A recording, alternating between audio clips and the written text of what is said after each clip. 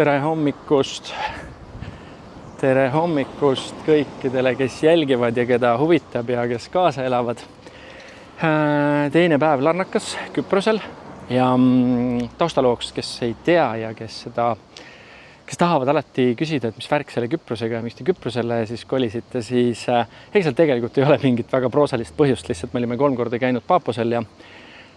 Paapos meile meeldis ja natukene saare peal ringiga sõitnud ja olgem ausad, Larnakas me ei olnud siin, me ei olnud kordagi elus käinud, et selles mõttes täiesti segane ja hulljulge tegu, ma olen sellega 100% nõus. Ja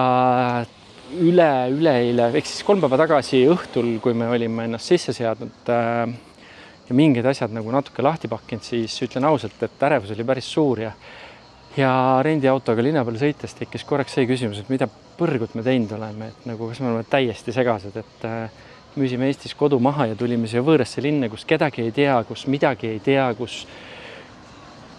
tekkis julm ärevus, tekkis julm tühjus, tekkis selline küsimus, et nagu kas me päriselt oleme hullud. Eile oli juba parem päev, magasime öö ära, saime eile linna peal käia ja korterid vaadata, et mis siin korterite üüriturul siis üldse pakkuda on ja täna alustasime hommikut jällegi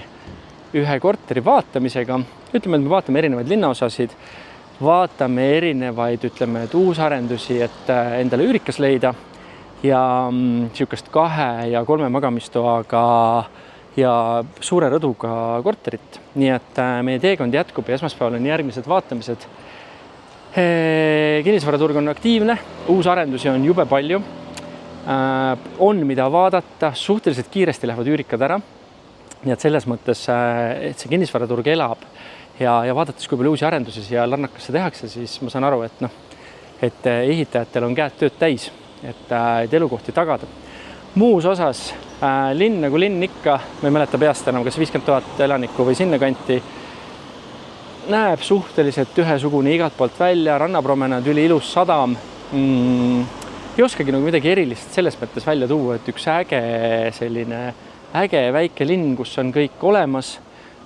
üks suur ostukeskus, põhimõtteliselt lihtsalt selline,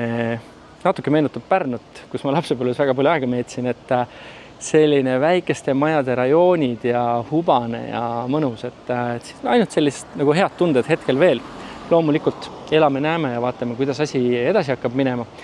Igal juhul tänase päeva missioon, kuna esimesed tuttavad on mulle saatnud kontakte, Larnaka kontakte, oma häid tuttavaid, siis me vaatame ja läheme külla täna siis ühe minu sõbrale, kes meid omavahel kokku viis ja sõidame veits linnast välja ja vaatame, kas meil siis õnnestub leida esimene päris kontakt ja rääkida Larnakast, Küprosest, elust ja mõtetest, nii et hoian teid asjadega kursis ja tšau!